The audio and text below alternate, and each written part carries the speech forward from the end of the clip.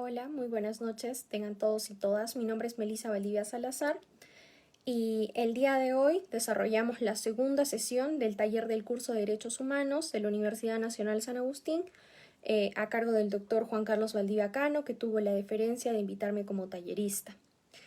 Pues bien, ya que muchos asistentes no tuvieron la oportunidad o tuvieron dificultades de unirse a la videoconferencia del día de hoy, es que se me pidió hacer un pequeño resumen, síntesis de las principales reflexiones de la sesión del día de hoy. En ese sentido, recapitulando un poco, la sesión anterior vimos fundamentos del derecho internacional de los derechos humanos, algunas de sus diferencias con el derecho internacional penal, con el derecho internacional humanitario y otras ramas del derecho internacional público. Analizamos también qué es un sistema de protección de derechos humanos, sus diferencias, las diferencias que existen entre los sistemas regionales de protección, el sistema universal de protección de derechos humanos, haciendo específicamente énfasis en este, con el análisis de todos los tratados, los órganos de tratados, y básicamente cuál es el sistema de denuncias, de peticiones individuales ante el Consejo de Derechos Humanos de Naciones Unidas, haciendo el respectivo ejercicio de llenar un formato, un formulario de denuncia ante el Consejo de Derechos Humanos, con el análisis del caso KL contra Perú, que la siguiente clase precisamente vamos a hacer un pequeño debate en cuanto a las principales reflexiones del dictamen emitido por el Consejo de Derechos Humanos. El día de hoy hemos desarrollado los principales fundamentos, tratados y órganos de tratados, particularidades del sistema africano de derechos humanos y de los pueblos. Básicamente nos puede sonar un poco, no, por así decirlo, no nos sentimos muy familiares con este sistema de protección de derechos humanos porque tal vez se nos es más común oír sobre el sistema universal, sobre Naciones Unidas, sobre la Corte Interamericana, la Comisión Interamericana, el sistema de protección regional propio o el sistema europeo. Sin embargo, tal vez no, pese a que no nos es muy familiar y a que no hay mucha producción intelectual, académica, sobre todo en idioma español respecto a este sistema, no por eso vamos a dejar de analizarlo, ya que la jurisprudencia de la Corte Africana de Derechos Humanos y los pronunciamientos de la Comisión Africana de Derechos Humanos y de los Pueblos, pues es muy importante, muy rica, muy vasta y tiene particularidades. A mí me gusta decir que este sistema tiene una gran riqueza cultural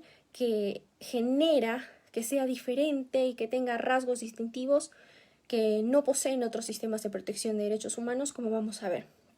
Pues bien, empecemos con algunas de las reflexiones que hicimos el día de hoy. Se basa en la Carta Africana de Derechos Humanos y de los Pueblos, y el principal órgano es la Comisión Africana de Derechos Humanos y de los Pueblos. Fue el primer y único órgano hasta que se dictó el protocolo adicional a la Carta que establece la Corte Africana. El 27 de junio de 1981, la Asamblea de Jefes de Estado y de Gobierno de la ex Organización de la Unidad Africana, hoy Unión Africana, puesto que en el año 2000 cambian de nombre y se constituye como Unión Africana, y a partir del 2001 entra en vigor esta organización regional. Como un paralelo podríamos decir que la Unión Africana es como la OEA, la Organización de Estados Americanos, aquí a nivel interamericano. Adoptó la Carta Africana de Derechos Humanos y de los Pueblos en Nairobi, Kenia. ¿En qué contexto es que se da este tratado internacional? Ciertamente, en la segunda mitad del siglo XX existía un proceso de descolonización en las principales naciones africanas, y pues más allá de ello se hablaba mucho del derecho de autodeterminación de los pueblos, y surge el concepto de derechos de los pueblos, es decir, no únicamente se concentraron en derechos civiles y políticos, sino que hicieron gran énfasis en los derechos económicos, sociales y culturales y de los pueblos, con un matiz cultural muy rico, propio de la cultura africana. Entonces, se crea un sistema propio de derechos humanos ante el interés de varios estados africanos de tener un propio sistema regional de protección y no únicamente el universal, en mérito también a este relativismo cultural que, como les digo, engloba el continente africano. Este relativismo cultural ha sido fijado en el propio tratado internacional que da vida a este sistema, que es la Carta Africana de Derechos Humanos y de los Pueblos, puesto que, como ustedes pueden leer, y antes que me olvide, les aconsejo que abran el documento, lo pueden encontrar en Google, pongan Carta Africana de Derechos Humanos y de los Pueblos, así vamos siguiendo la sesión del día de hoy, porque vamos a decir algunos artículos puntuales para que ustedes vayan leyéndolos y haciéndole seguimiento a la par. En el quinto párrafo del preámbulo pueden revisar que está básicamente lo que les estoy diciendo en los siguientes términos. Tomando en consideración las virtudes de su tradición histórica, de los valores de la civilización africana que deberían inspirar y caracterizar su reflejo en el concepto de derechos humanos y de los pueblos. Entonces, se concentra aquí las tradiciones que les estoy diciendo, que le da un rasgo particular que no tienen otros sistemas de protección de derechos humanos. El contexto es bastante complicado, puesto que pese a que ya la mayoría de estados están descolonizados, todavía existe una gran dependencia económica respecto de países europeos, por ejemplo, y hay problemas relacionados al subdesarrollo. Este contexto particular va a generar que se incluyan un catálogo de derechos muy específicos que va a diferenciar a este sistema y mecanismos de protección particulares, ¿no? Básicamente, los valores, las necesidades individuales y los estándares universales, derechos individuales de primera y segunda generación y derechos de tercera generación, que son los derechos económicos, sociales y culturales, y de los pueblos basados en el principio de solidaridad, van a formar este conjunto de derechos que dan vida al sistema africano de derechos humanos. En ese sentido, el matiz comunitario también se ve en el gran número de ratificaciones del tratado, puesto que hay un casi consenso absoluto. 55 estados parte de la Unión Africana han ratificado el tratado. Es uno de los instrumentos regionales de protección de derechos humanos con mayor aceptación. Entonces, esto a nivel mundial, y pues los estados partes se obligan a asumir estos deberes internacionales y a ser parte del sistema a través de procedimientos de supervisión y control. Pues bien, la Carta Africana de Derechos Humanos y de los Pueblos tiene ciertas características y particularidades que hemos dividido en 6 partes, en 6 ejes principales. La primera es que tiene gran influencia de sus predecesoras, de la Declaración Universal de Derechos Humanos de 1948, la Convención Europea de Derechos Humanos de 1950, la propia Convención Americana sobre Derechos Humanos de 1969, y pues le ha otorgado cierta base jurídica para inspirar este sistema.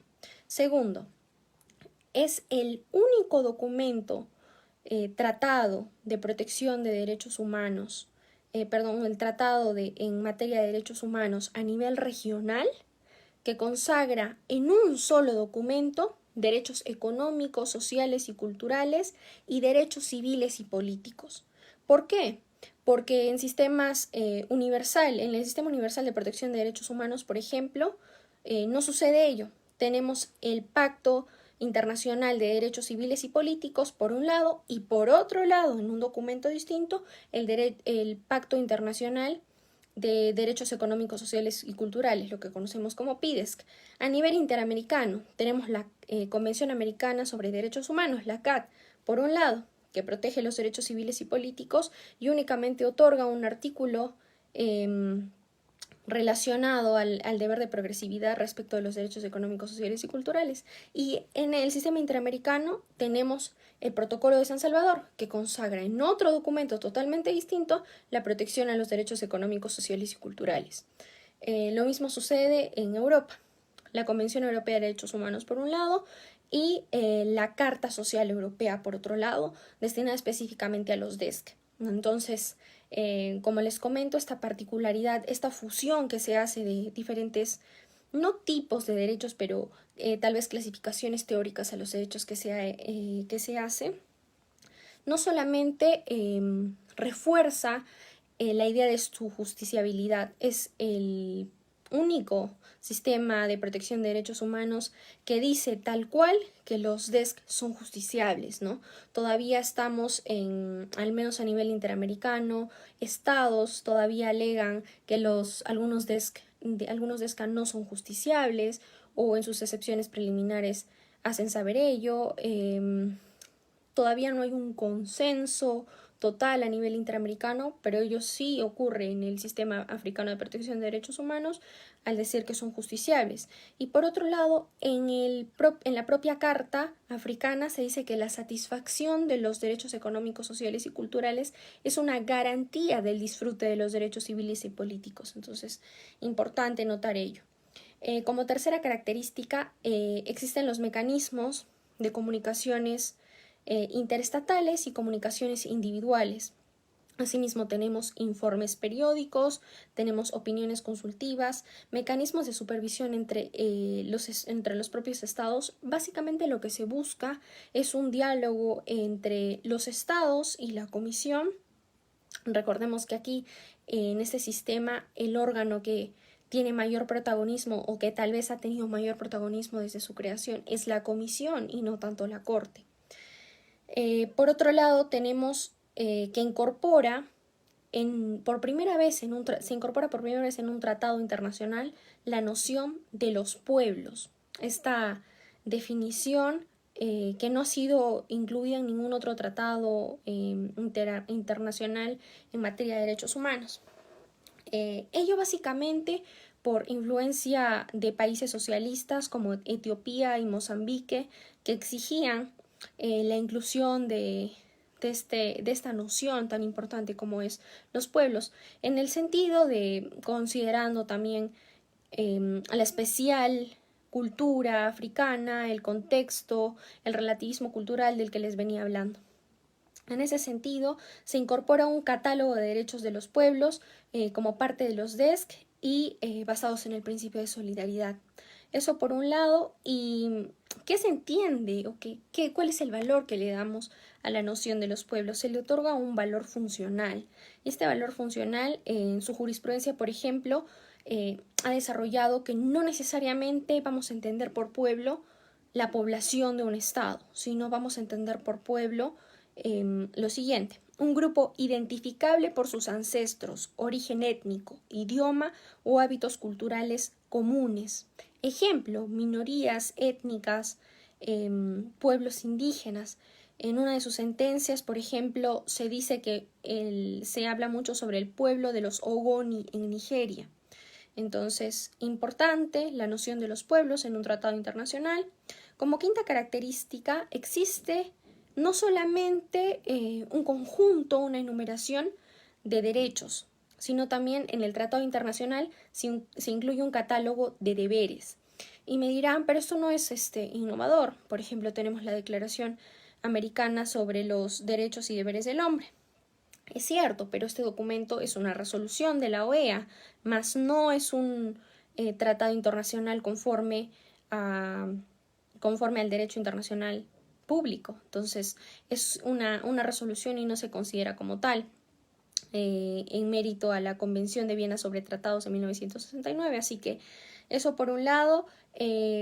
Existen ciertamente, por ejemplo, en la Declaración Universal, un artículo destinado a los deberes, en la Convención Americana sobre Derechos Humanos también un artículo destinado a los deberes, pero no existe un catálogo más amplio sobre los mismos. ¿Y contra quién ante quién es que existen estos deberes? Básicamente la Carta Africana de Derechos Humanos dice que introduce los deberes ante, en primer lugar, la familia. Específicamente, una de las cosas que más me llamó la atención es que dice que tenemos deberes, los ciudadanos sujetos a la jurisdicción en las diferentes jurisdicciones en el continente africano tienen deberes para sus padres. Muy curioso que en un tratado internacional se diga ello. por otro lado, ante la sociedad, ante el Estado, ante la comunidad internacional y otras comunidades legalmente reconocidas. Ello lo pueden ver si es que me están siguiendo con la Carta Africana de Derechos Humanos y de los Pueblos en el artículo 27 y 29. Y lo más importante de ello es que la inclusión de estos deberes pues hace referencia a un efecto horizontal de las obligaciones entre los individuos. ¿Por qué me refiero a un efecto horizontal? Puesto que lo convencional es que exista un efecto vertical de obligaciones entre los individuos y el Estado, ¿no? Sin embargo, esto a nivel horizontal es entre propios individuos.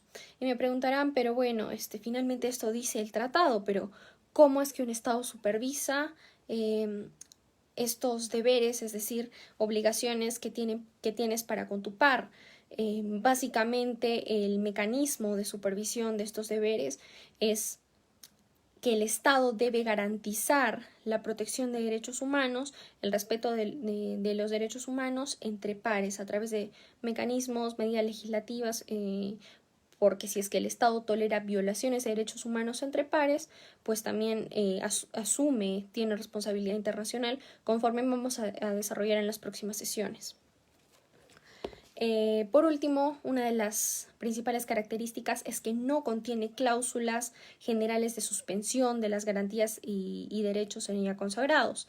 Esto es muy particular porque en la mayoría de tratados internacionales sí se incluyen estas cláusulas de suspensión de garantías. Sin embargo, aquí únicamente se hace referencia a condiciones que limitan su ejercicio en condiciones muy particulares, en circunstancias particulares. Sin embargo, no se llega a una precisión como sí tienen otros tratados, como por ejemplo la Convención Americana sobre Derechos Humanos, en la cual se establece la suspensión de algunos derechos, por ejemplo, por peligro público, guerra, etc. Entonces, estas cláusulas limitativas o clawback clauses, al no ser lo suficientemente claras, pues otorgan un amplio margen a que los estados puedan suspender los derechos humanos en sus jurisdicciones, especialmente relacionados a conflictos armados, tal vez un poco más relacionados con el derecho internacional humanitario, pero disminuye la certeza jurídica y le da un amplio margen a los estados, lo cual no es pues muy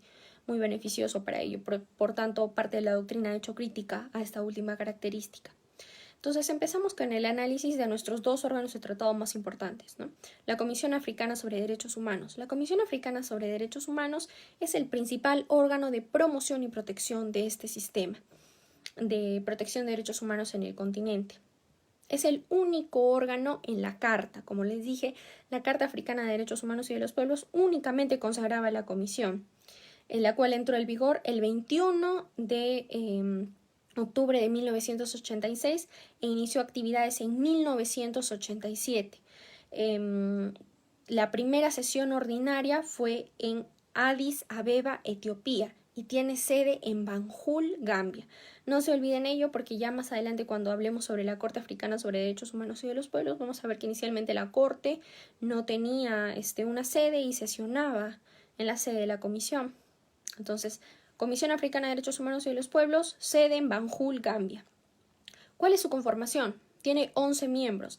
¿Cómo es que se eligen estos miembros? Los estados parte proponen candidatos, ofrecen candidaturas, proponen candidaturas a la Asamblea General de la Unión Africana. Entonces, la Asamblea General de la Unión Africana termina eligiendo por votación a estos 11 miembros, los cuales ejercen funciones por un periodo de 6 años, con posibilidad de reelección. No dice específicamente si se tolera una reelección por cuántos periodos.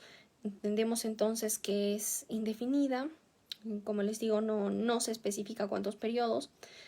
El presidente y vicepresidente ejercen funciones únicamente por 2 años, también con posibilidad de reelección, y tiene 4 funciones, las cuales vamos a ir desarrollando.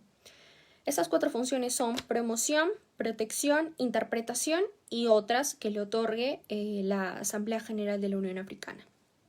Pues bien, en cuanto a la función de promoción, para los que me están siguiendo con la Carta Africana de Derechos Humanos y de los Pueblos, pueden revisar el artículo 45. ¿En qué consiste?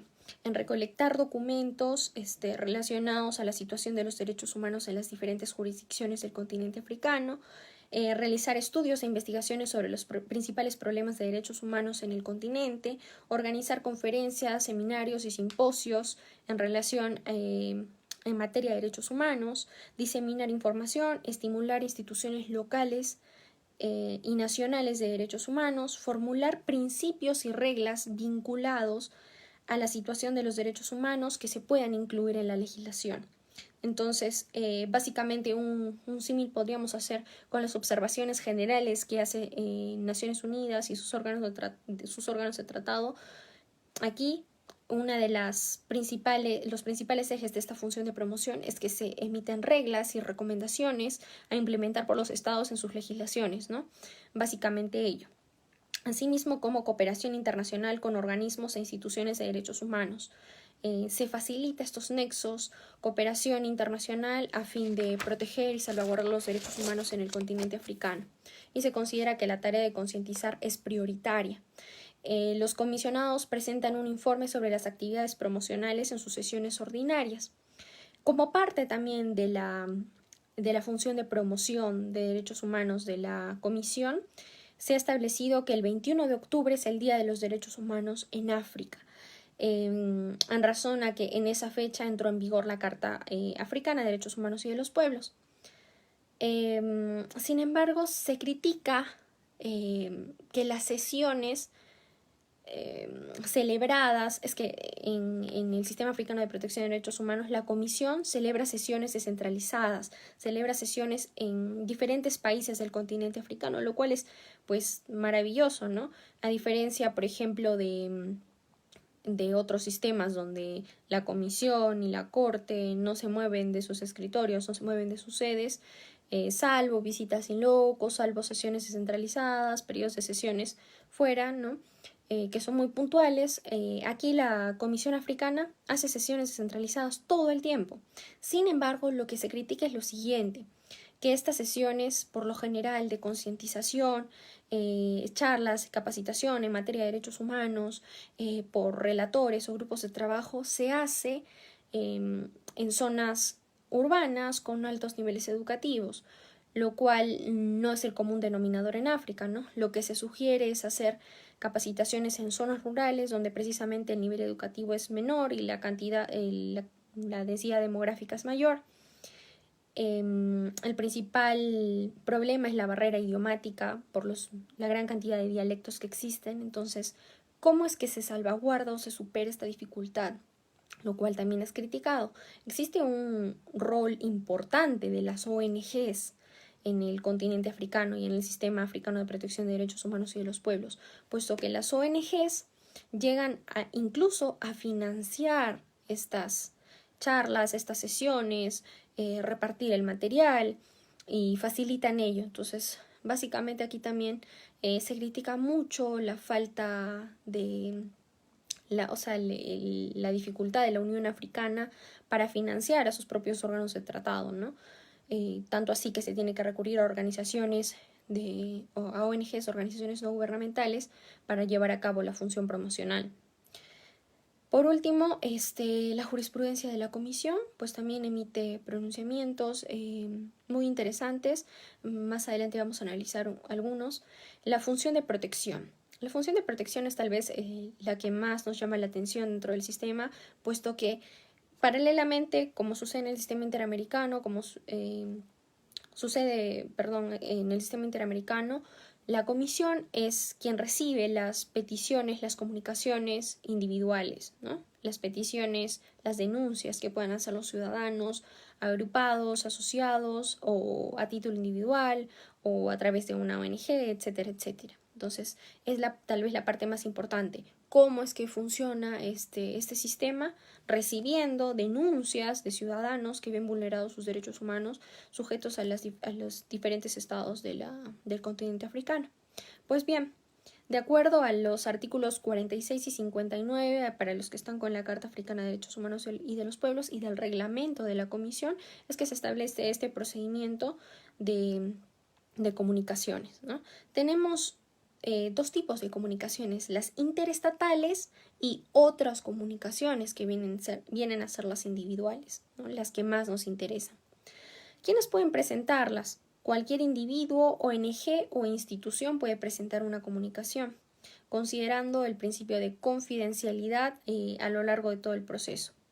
Las comunicaciones interestatales, como su nombre lo dice, son comunicaciones entre los estados. ¿Y básicamente qué consiste? Un estado puede dirigir una comunicación formal a otro cuando lo considera responsable por vulnerar principios o derechos contenidos en la Carta Africana de Derechos Humanos y de los Pueblos. Entonces, le manda esta comunicación y básicamente lo que tiene que hacer es mandarle una copia de la correspondencia remitida a este estado al presidente de la comisión, por un lado, y por otro, a la Secretaría General de la Unión Africana. Esta viene a ser la primera etapa, ¿no? Si es que no se llega a una solución amistosa entre estos estados en 3 meses, lo que sucede es que cualquiera de los estados, tanto el que mandó la comunicación como a quien se le imputa ser violador de derechos humanos, el presunto estado responsable, cualquiera de ellos puede someter presentar el caso ante la Comisión Africana de Derechos Humanos y de los Pueblos. Por ejemplo, aquí tenemos un caso en la República del Congo. Presentó este tipo de comunicación interestatal a Burundi, Ruanda y Uganda, alegando vulneraciones al derecho de libre autodeterminación de los pueblos y, entre otras cosas, tal vez más vinculadas al derecho internacional humanitario, cometer crímenes de guerra, crímenes de lesa humanidad en un contexto de conflicto armado, ¿no? Entonces, básicamente es ello. Asimismo, también se puede presentar directamente el caso ante la comisión. Cuando uno presenta directamente el caso ante la comisión, es lo que consideramos como una comunicación queja. Y cuando se tiene este paso previo de correspondencia entre los estados, se considera que es una comunicación negociación. Entonces, recapitulando, en la comisión hay comunicaciones interestatales por un lado y comunicaciones individuales. Dentro de las interestatales consideramos a dos: la comunicación negociación entre estados, correspondencia entre ellos. Si en 3 meses no llegan a una solución, lo someten a la comisión. Y por otro lado, comunicación queja, que directamente someten el caso a la comisión porque se entiende que las violaciones a los derechos humanos son graves y bajo el entendido que no se va a llegar a un acuerdo con los estados, ¿no? No impone el cumplimiento de resoluciones. Esta es una de las principales críticas, puesto que la Comisión propicia negociaciones bilaterales, formula recomendaciones a los estados en caso considere y dentro de su investigación valore que hay vulneraciones a los derechos humanos. Sin embargo, en este informe de hechos y de recomendaciones no son de obligatorio cumplimiento, ¿no? Tal vez esta es una de las principales críticas en realidad tanto al sistema africano de protección de derechos humanos como cualquier otro sistema de protección, específicamente cuando hablamos de órganos cuasi jurisdiccionales como la Comisión. No tiene posibilidad de ejecutar los fallos, pero como vamos a ver más adelante, el impacto del incumplimiento tal vez es a nivel político, considerando también que la Unión Africana es uno de los órganos regionales más cohesionados, ¿no? A diferencia de, por ejemplo, lo que ocurre en la OEA, que un estado se quiere salir, que el otro denuncia los tratados, etcétera, etcétera. Aquí existe un poquito más de cohesión, también por este relativismo cultural del que les venía hablando. Pues bien, en cuanto a las comunicaciones individuales, que son consideradas como otras en la carta, este término otras es muy curioso porque en efecto pareciera que se les da mucho más protagonismo a las comunicaciones interestatales y las otras son las individuales, resultan siendo las más importantes en el sistema, ¿no? ¿Quiénes pueden presentar estas comunicaciones? Personas a título individual, asociadas, es decir, colectivamente, u ONGs a través de organizaciones no gubernamentales. Se presentan ante la Secretaría General de la Comisión. Como les dije, tiene sede en Banjul, Gambia. ¿Cuáles son los criterios de admisibilidad?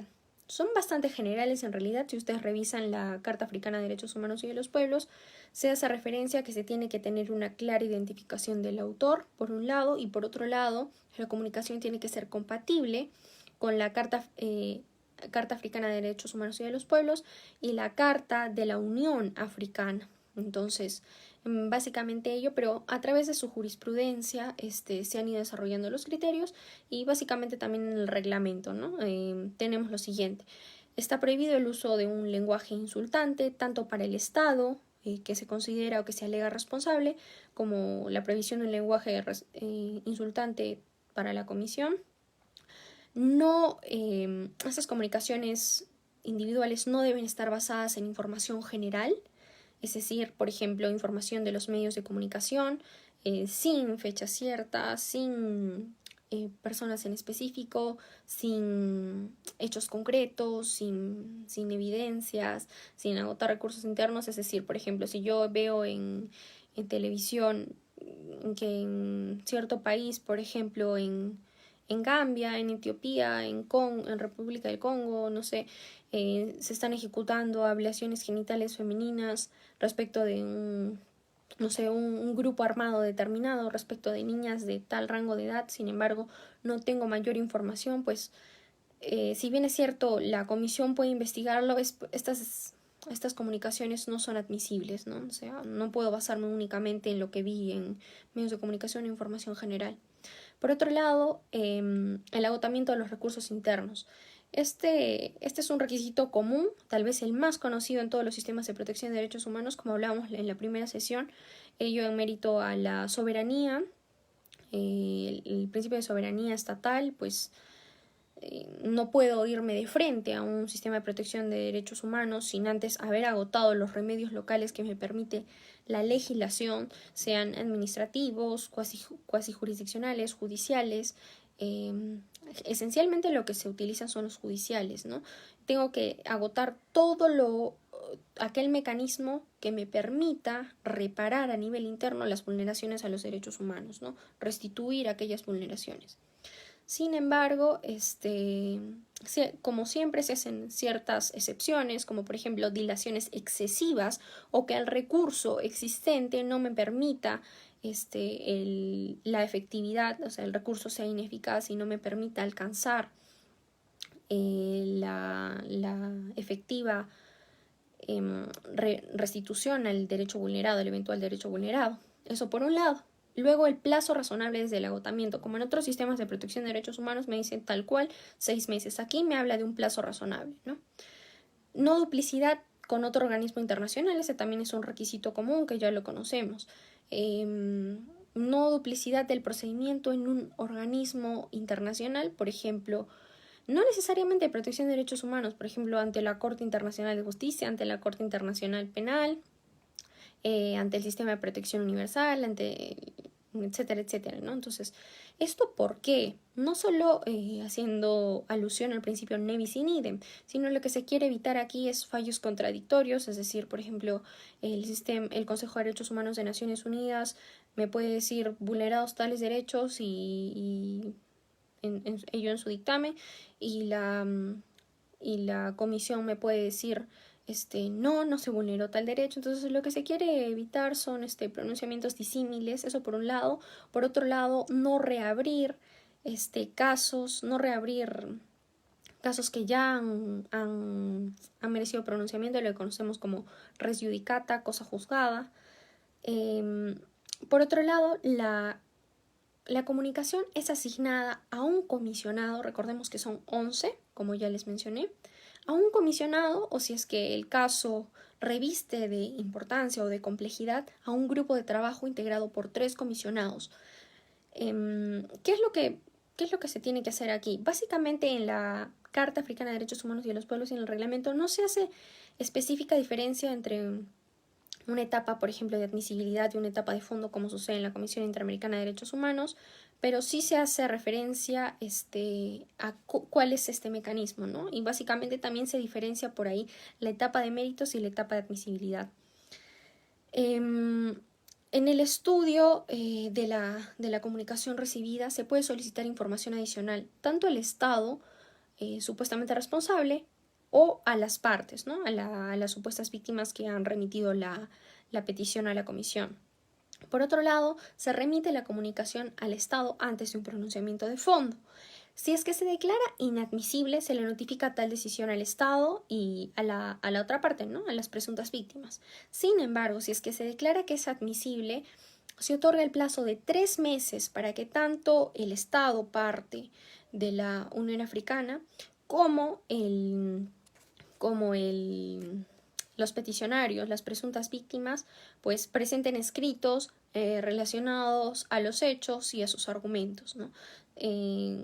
El autor de la petición puede hacer observaciones a lo que le dijo el propio Estado, ¿no? A mí como Estado, como agente estatal, me notifican y si yo mando mi petición, mando mi escrito a la comisión, si es que la víctima o sus peticionarios a través de la ONG que la representa se encuentran inconformes o consideran que algunas afirmaciones son imprecisas, falsas, etcétera, etcétera, precisamente para ejercer su defensa, pueden hacer observaciones.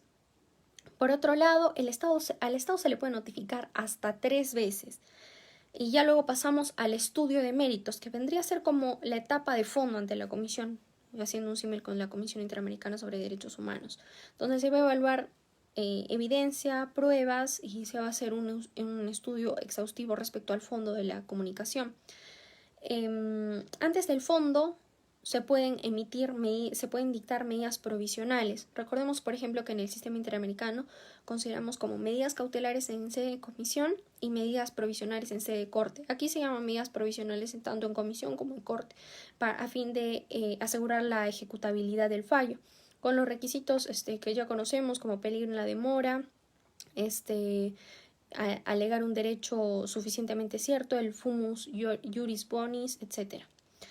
Por otro lado, se pueden realizar investigaciones in situ, es decir, que los comisionados o el grupo de trabajo se puede desplazar al país a fin de investigar, recolectar información documental o hasta visuales, ¿no? Soluciones amistosas. Lo que se intenta pues es llegar a una solución amistosa mediante la cual el Estado pueda reparar las vulneraciones a derechos humanos antes de emitir un pronunciamiento, incluso antes de someter un caso a la competencia contenciosa de la Corte. Eso por un lado. Por otro lado, se emitan recomendaciones al Estado para remediar las violaciones a los derechos humanos. Pues no son vinculantes, ¿no? Es precisamente una de las críticas que ya mencionábamos. Por lo general, las reparaciones a las que se hace referencia son reparaciones correspondientes a violaciones masivas o graves a los derechos humanos. Entonces, estas recomendaciones, una vez formuladas, básicamente se hace un seguimiento a estas recomendaciones. ¿Cómo? Las resoluciones de las comunicaciones son remitidas en un informe anual a la Asamblea General. Entonces, la Asamblea General, una vez que aprueba estas resoluciones de las comunicaciones, es que recién se hacen obligatorias las recomendaciones formuladas, ¿no?, por la Comisión Africana de Derechos Humanos y de los Pueblos. Aquí existía un grave problema, la confidencialidad, puesto que, si bien es cierto, se remitían las resoluciones de las comunicaciones, existía cierta confidencialidad, puesto que las comunicaciones son confidenciales, salvo que la asamblea diga lo contrario. O sea, la regla es confidencialidad, la excepción es la publicidad en ese entonces, ¿no? Este problema se vio superado a través de ya la décima, si no me equivoco, el 10º informe de la Comisión Africana de Derechos Humanos y de los Pueblos, que sí incluyen los anexos completamente y básicamente todas las comunicaciones vinculadas a violaciones de derechos humanos y recomendaciones que ha hecho la Comisión durante todo este periodo anual, ¿no?, a través de su informe. Entonces, la crítica hasta antes de este 10º informe de la Comisión era que básicamente la publicidad tiene un doble efecto, persuasivo y disuasivo. Persuasivo porque, como les dije, existe gran cohesión, sobre todo a nivel político, en la Unión Africana. Y por otro lado, preventivo, tiene un efecto preventivo. Entonces, con la confidencialidad yo no podía exhibir qué Estado podía estar siendo violador de derechos humanos en el continente, al menos a nivel de comisión. Entonces, a partir, como les digo, del 10º informe, esto ya es posible y por tanto se ha facilitado la labor de la comisión y se exhibe pues, ¿no?, sus buenas prácticas al respecto. Por otro lado, tenemos los informes periódicos que viene realizando la Comisión Africana de Derechos Humanos y de los Pueblos. Si es que están haciendo seguimiento con la Carta, pueden revisar el artículo 62. Los estados cada 2 años tienen el deber de remitir a la Comisión Africana de Derechos Humanos, y de los Pueblos un informe periódico en el que evidencien la situación de derechos humanos de su país, considerando esencialmente las medidas legislativas, estructurales y políticas públicas que se vienen adoptando para remediar eventuales vulneraciones a los derechos humanos, ¿no? Y básicamente exhibir que están cumpliendo sus obligaciones internacionales asumidas, así como las recomendaciones que les ha efectuado la Comisión. Para ese fin se promulgó lo que se conoce como la Guía para la presentación de informes periódicos nacionales. Sin embargo, se criticó ya que este documento era largo y tenía una redacción confusa. Básicamente, a pedido de los estados y de algunas ONGs, lo que se hace es resumir esta guía en 11 puntos. Sin embargo, ello no deja de ser del todo poco claro porque los estados siguen presentando estos informes anuales, periódicos anuales, con diferentes criterios en cuanto a extensión, en cuanto a contenido, en cuanto a evidencia. Entonces, un poco que queda la libre discrecionalidad del Estado. Por otro lado, se pueden celebrar audiencias en las cuales se puede requerir información adicional. O sea, por ejemplo, el Estado de Etiopía manda el informe periódico anual a la Comisión Africana de Derechos Humanos y de los Pueblos, y la Comisión valora, tras un análisis exhaustivo, que aquí hay información faltante o quiere investigar más. Entonces pueden realizarse audiencias públicas solicitándole al Estado que proporcione esta información.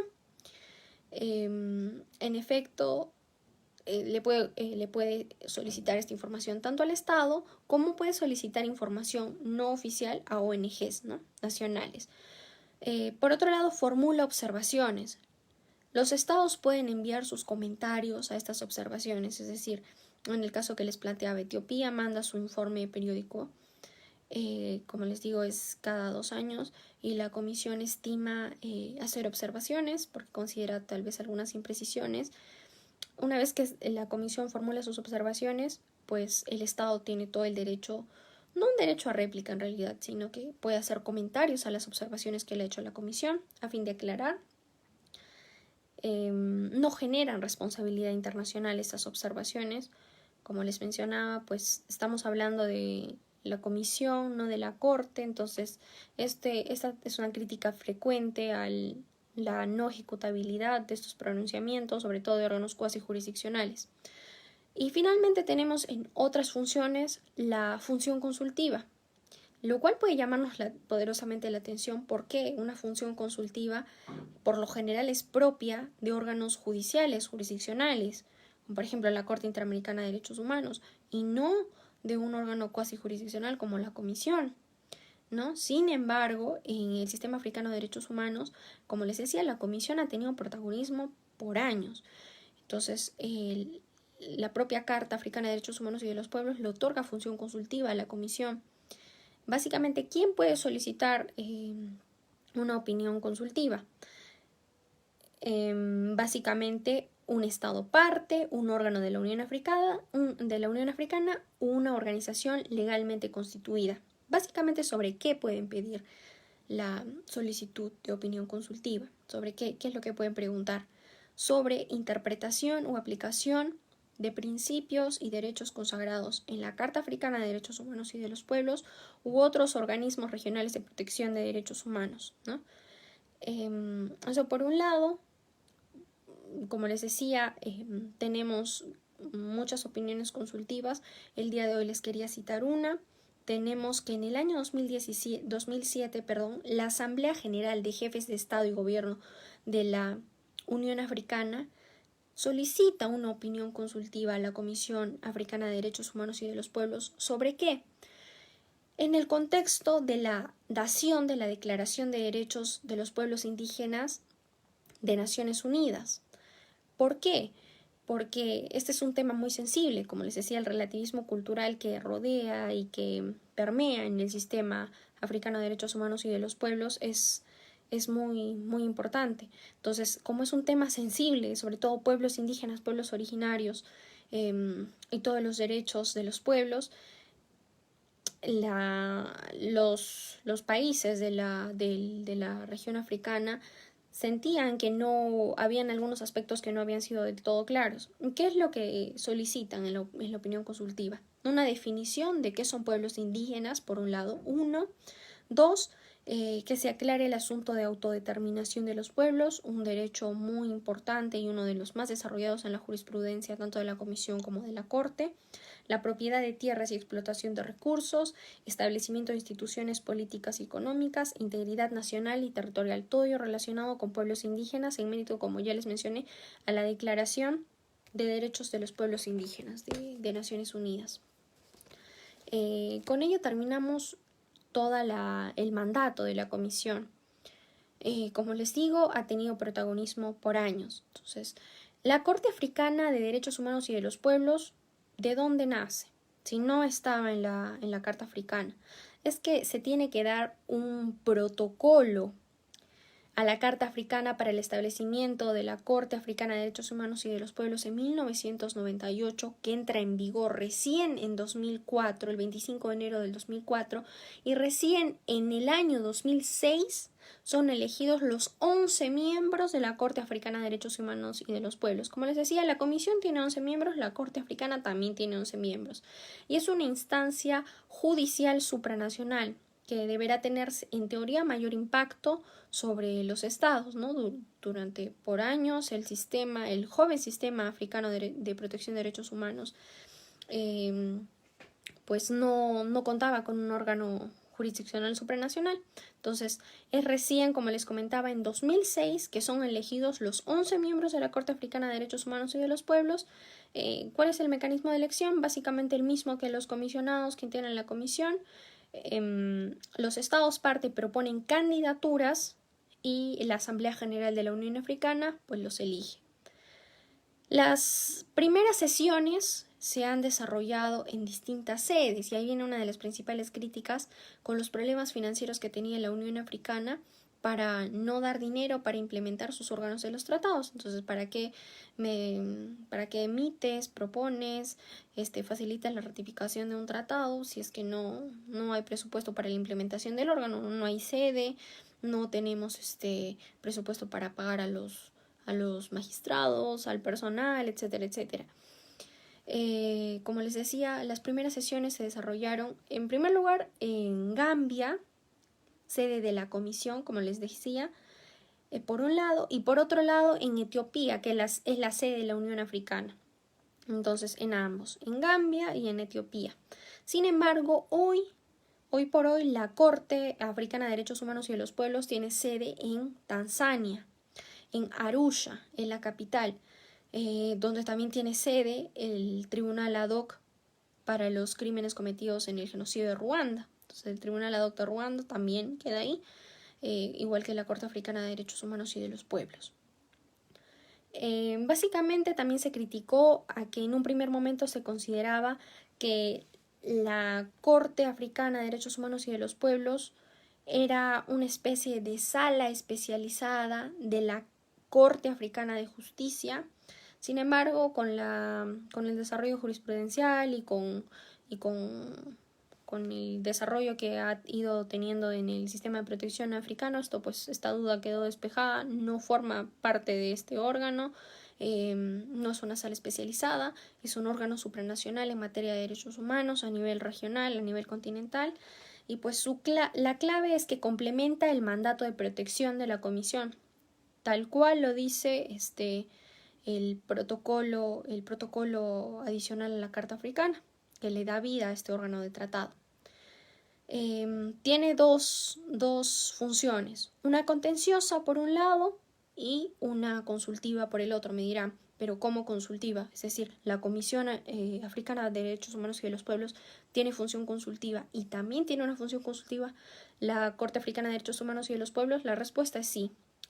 Esta función podríamos considerarla concurrente. Vamos a ver que también les voy a poner un ejemplo de una de las opiniones consultivas que ha desarrollado la Corte Africana de Derechos Humanos y de los Pueblos, y al final de este video pues voy a colgar los links de ambas opiniones consultivas para que ustedes mismos puedan leerlas sobre su contenido. Y bueno, también los invito a visitar la página web de la Corte Africana de Derechos Humanos y de los Pueblos. Considero que está bien sistematizada y van a poder ver casos en trámite, casos contenciosos, opiniones consultivas, la larga lista de opiniones consultivas, casos en trámite, casos concluidos, etcétera, etcétera. Entonces, les recomiendo que visiten esto. En cuanto a la función contenciosa, la Corte Africana de Derechos Humanos y de los Pueblos puede conocer casos presentados por la Comisión, por los Estados parte o por organizaciones no gubernamentales que hayan sido legalmente reconocidas por la Unión Africana. Entonces, no hay posibilidad que directamente una persona individual acuda a la Corte Africana de Derechos Humanos y de los Pueblos. Me dirán, ¿pero por qué? Es porque esto es totalmente natural. Lo mismo sucede en el sistema interamericano. Yo no me voy directamente ante la Corte. Voy a la comisión y es la comisión quien remite el caso, quien somete el caso a la jurisdicción contenciosa de la Corte. Aquí sucede lo mismo. ¿Quiénes pueden presentar, recapitulando? Los Estados parte, la Comisión u ONGs acreditadas ante la Unión Africana, no individuos a título personal. Y conoce casos relacionados a la interpretación y aplicación de la Carta Africana de Derechos Humanos y de los Pueblos por un lado, y de los demás organismos, de los demás tratados internacionales en materia de protección de derechos humanos a nivel regional. Como vamos a ver, tenemos, por ejemplo, el Protocolo de Maputo, que es un documento, un convenio internacional que nos habla sobre cuestiones de género, habla sobre ablaciones la prohibición de ablaciones genitales femeninas, habla sobre la igualdad salarial, los derechos reproductivos de la mujer. Es un documento bastante interesante, sobre todo porque también involucra la propia cultura, tradición africana, ¿no? A diferencia de otros organismos y tratados internacionales.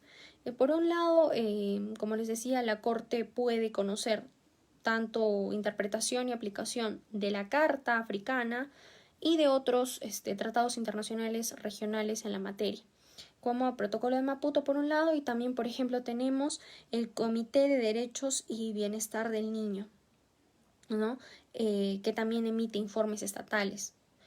Por otro lado, tenemos que la admisibilidad, y esto es una de las cuestiones más criticadas respecto al sistema africano, la Corte no hace un análisis propio de admisibilidad, puesto que comparte, por así decirlo, esta competencia con la Comisión, puesto que la Corte Africana de Derechos Humanos y de los Pueblos consulta aspectos puntuales de admisibilidad a la Comisión Africana, lo cual resulta un poco extraño, ¿no? Porque si es la propia Comisión que me remite la mayoría de casos, ya ha hecho un análisis de admisibilidad y muy poco probable es que me va a objetar la admisibilidad.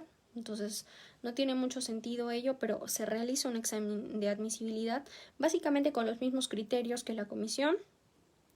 Si es admisible, los estados parte, como las víctimas, los peticionarios, pueden presentar por escrito sus alegatos y se pueden celebrar audiencias, que por lo general son públicas. Sin embargo, también por excepción, por confidencialidad del tema tratado, podrían ser excepcionalmente privadas.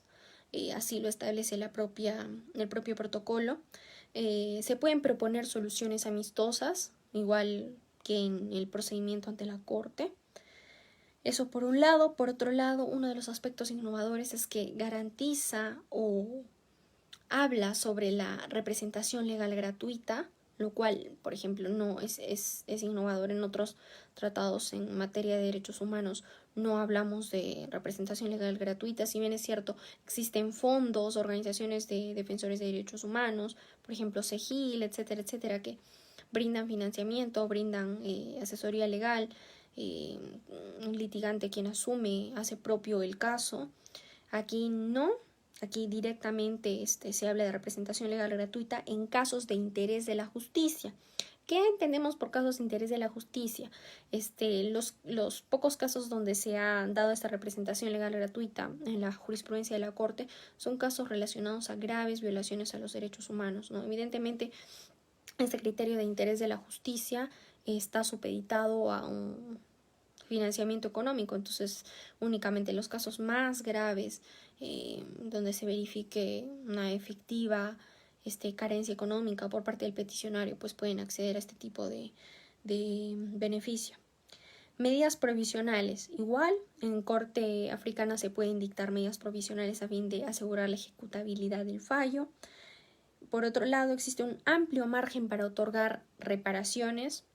No solo nos referimos a reparaciones, a resarcimiento económico, sino esencialmente, y lo que consiste en la rica jurisprudencia de la Corte Africana de Derechos Humanos de la que les hablaba, es, por ejemplo, en garantías de no repetición.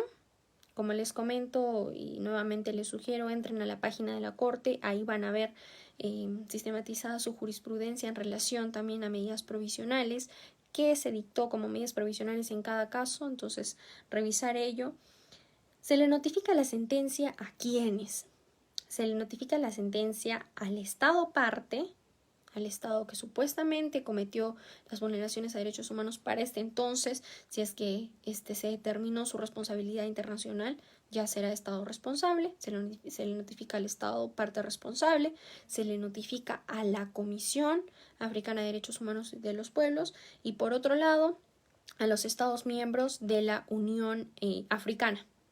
Esto llama la atención por una sencilla razón, porque no solamente le notificó al país que violó derechos humanos, no solo le notificó a la comisión que impulsó el procedimiento, al menos en una etapa previa, sino también a los estados parte de la Unión Africana, y esto con el objetivo de que de ejercer un poco de presión para el seguimiento a las recomendaciones, reparaciones dictadas en sentencia, a través del cual se puede hacer un poco de presión política ante los demás estados. Como ya les voy a explicar, la sentencia no es vinculante, como en ningún otro sistema.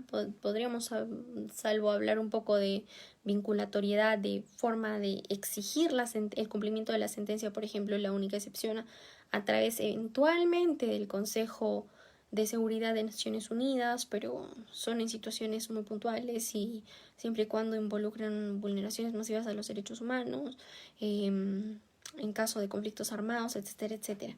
Lo cual no es la regla común, ¿no? Tampoco en el sistema europeo, en el sistema interamericano, no hay forma de ejecutar el fallo. Si es que el Estado se niega a cumplirlo, no hay como obligarlo a ejecutar el fallo, salvo sanciones de índole político y económico, como voy a explicar ahora, ¿no? Que sí han tenido un efecto a nivel del Sistema Africano de Protección de Derechos Humanos. En ese sentido, también se emiten informes anuales. Y dentro de estos informes anuales se indica qué estados están incumpliendo las recomendaciones formuladas en las sentencias. Ya no recomendaciones, ¿no? Sino, pues, por ejemplo, se ordena como medida de reparación la publicación de la sentencia en los portales institucionales, que se efectúen charlas de capacitación, que por ejemplo, se construya un monumento, etcétera, etcétera. Si es que un estado incumple ello, se va a incluir en el informe anual que se le va a pasar a la Asamblea General a cada uno de los países que integran la Unión Africana en la celebración de su Asamblea General. Por otro lado, el Consejo Ejecutivo de la Unión Africana es quien supervisa las sentencias de la Corte. Aquí hay un poco de diferencia con el sistema interamericano, por ejemplo, porque en el sistema interamericano el seguimiento de las recomendaciones, el seguimiento la supervisión de la sentencia la realiza la propia Corte. Prueba de ello es que encontrarán, si es que ustedes visitan la página de la Corte Interamericana de Derechos Humanos, sentencia de excepciones preliminares, sentencia de fondo y reparaciones, sentencia de supervisión de sentencia, también existe a fin de verificar si es que el Estado en efecto está cumpliendo la sentencia emitida respecto al caso sometido a su jurisdicción. Entonces aquí es distinto. Es el Consejo Ejecutivo de la Unión Africana quien realiza esta supervisión de las sentencias. Sin embargo, la Asamblea General de la Unión Africana pues puede imponer sanciones de índole político y económico siempre y cuando verifique violaciones graves a los derechos humanos. ¿Y cómo es que puede ejercer, por ejemplo, estas sanciones de tipo político y económico? Ya ha suspendido a algunos países la posibilidad de presentar candidaturas a órganos importantes dentro de la Unión Africana, incluyendo la Comisión Africana de Derechos Humanos y de los Pueblos y la Corte Africana de Derechos Humanos y de los Pueblos, otros órganos, ¿no? Políticos propios de la organización. Entonces, le impide a los estados parte que son vulneradores de derechos humanos y que están incumpliendo con la sentencia la posibilidad de presentar candidaturas a los principales órganos de la Unión Africana. Por último, y ya para finalizar, tenemos la función consultiva de la Corte Africana de Derechos Humanos y de los Pueblos. Les mencionaba, ¿no? ¿Cómo es posible que dos tratados, en un mismo sistema de protección de derechos humanos compartan o existe esta concurrencia de competencia entre dos órganos, entre la Comisión y la Corte? Pues esto es propio de este sistema y las opiniones consultivas igual.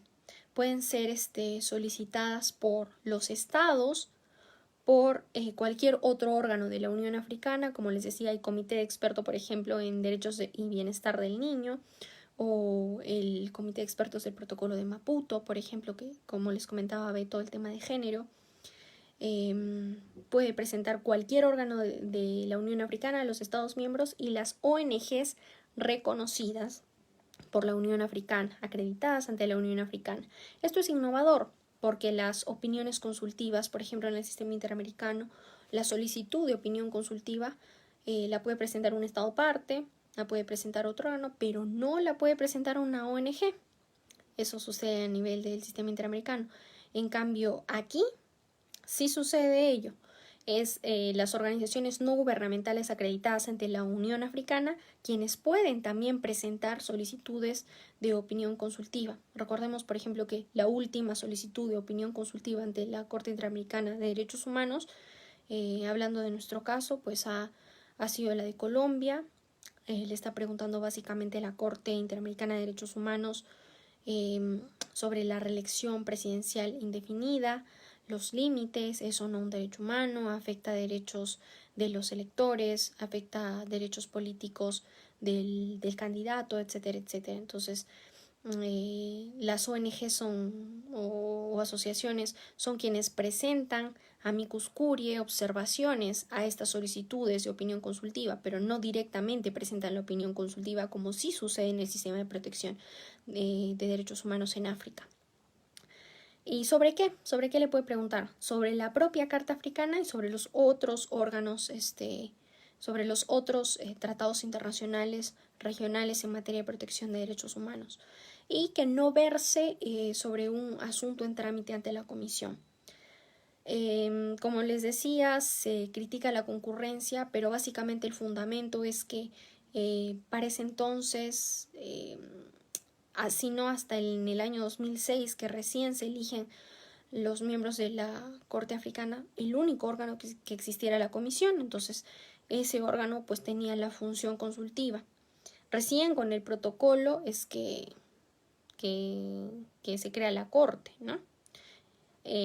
Asimismo, los jueces, los magistrados de la Corte Africana de Derechos Humanos y de los Pueblos pueden dar a conocer su opinión a través de votos individuales o disidentes. En caso no se llegue a un consenso, pueden hacerlo a través de sus opiniones consultivas, ello también a través de las sentencias, obviamente. Y les pongo aquí un ejemplo de opinión consultiva. Como les decía, hay un comité de expertos en derechos del niño, derechos y bienestar del niño en África. ¿Qué le pregunta a la Corte Africana en esta opinión consultiva que también les voy a compartir en el pie del video el día de hoy? Le pregunta si es que tiene facultades, cuáles son sus facultades ante la Corte Africana. ¿Tiene o no tiene una función cuasi jurisdiccional? Porque puede recibir comunicaciones. Puede recibir comunicaciones, tengo una función cuasi jurisdiccional, es lo que básicamente le pregunta el Comité de Expertos de Derechos y Bienestar del Niño a la Corte. ¿Y qué le responde la Corte? Como van a tener la oportunidad de leer, le dice que no, en efecto, no tiene una función cuasi jurisdiccional, no puede recibir este tipo de comunicaciones a través de, por ejemplo, un sistema de peticiones individuales independiente, porque no es una organización intergubernamental africana en los términos del protocolo, por un lado, y por el otro, lo que se le propone es que puede acceder directamente a la Corte, es decir, se identifica vulneraciones a los derechos humanos en materia de niñez, pues puede directamente acceder a la Corte. Bien, finalmente algunas conclusiones ya para concluir el día de hoy, para simplemente cerrar las reflexiones sobre el sistema africano de derechos humanos y de los pueblos. Ciertamente es un sistema joven de protección de los derechos humanos. Ha tomado lo mejor de sistemas regionales. Como les decía, tiene gran influencia de sus predecesores. Sin embargo, goza de particularidad, goza de estos matices que lo hacen único, como esta matiz comunitaria, esta matiz cultural, esta matiz de tradición, esta matiz étnica, este relativismo cultural al que hemos hecho referencia. Entonces, lo hace único y no hallamos un símil en otros sistemas de protección de derechos humanos.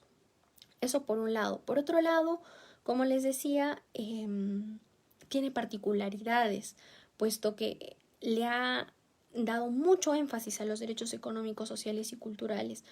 Por eso es bastante interesante poder ingresar a leer la jurisprudencia de la Corte. Tal vez podamos tener un poco de dificultad porque los pronunciamientos no están en idioma español, no es un idioma oficial de la Unión Africana. Sin embargo, yo como me comprometí con ustedes, estoy pasando la traducción de los hechos más importantes de un caso para que lo puedan analizar. Entonces, la jurisprudencia en materia de derechos económicos, sociales y culturales es bastante rica, bastante amplia.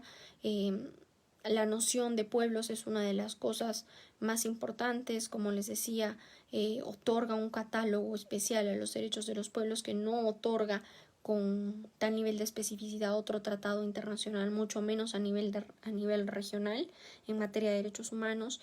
Tiene grandes falencias, por otro lado, este sistema joven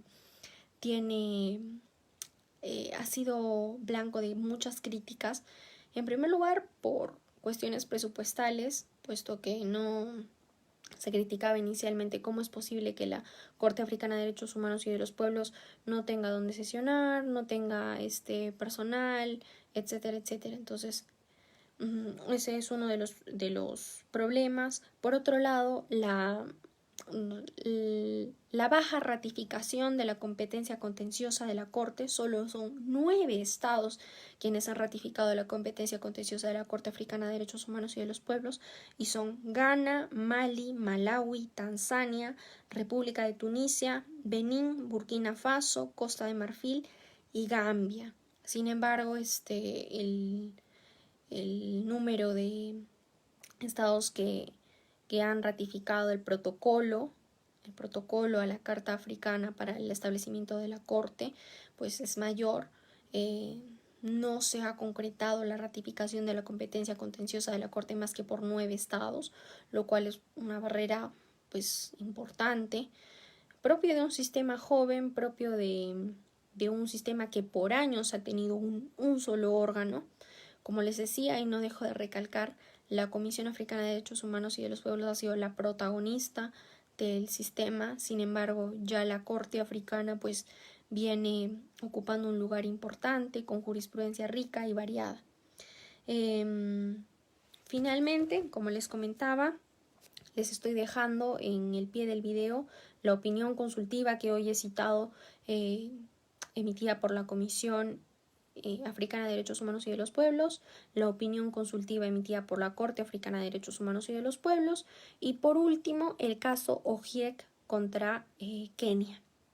Un resumen de los hechos del caso traducidos, asimismo como el link para que puedan directamente consultar los pronunciamientos, las resoluciones directamente de la Corte Africana de Derechos Humanos y de los Pueblos. Básicamente lo que quiero es que podamos analizar, revisar el caso Ojiek contra Kenia. Es un caso, una sentencia histórica. Básicamente desde 2012 se presentó la petición, recién en 2017 se emitió pronunciamiento. Sin embargo, el pueblo Ojiek en Kenia, pues por años ha librado batallas legales para el reconocimiento de la titularidad de sus tierras, para la no discriminación, etcétera, etcétera. Entonces, no quiero adelantarles más los hechos, los invito a que lean el caso Ojiek contra Kenia. La próxima sesión vamos a dedicarnos únicamente al análisis del caso Ojiek contra Kenia, y por otro lado que teníamos pendiente el caso KL contra Perú ante el dictamen del Consejo de Derechos Humanos de Naciones Unidas. Entonces vamos a dividir la clase en dos. Los invito a que lean ambos documentos para poder hacer un debate tal vez bastante, no quiero llegar a un nivel únicamente superficial, sino quiero que revisemos esencialmente cuáles son los hechos, cuál ha sido el procedimiento ante el organismo internacional, cuáles son los derechos vulnerados y cuáles son las principales reflexiones que han hecho los organismos internacionales, ¿no? Para poder hacer un debate no tan superficial, pues remitirnos a cuestiones de fondo. Eso sería todo por mi parte. Les nuevamente agradezco a Juan Carlos Valdivia Cano por darme la oportunidad de compartir algunas reflexiones con ustedes, y pues quedo atenta a sus comentarios, a sus preguntas. Eso sería todo. Muchas gracias.